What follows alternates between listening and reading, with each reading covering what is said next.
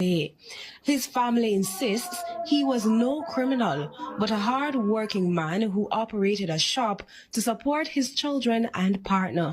They say he was not on any wanted list and that the shooting was unjustified.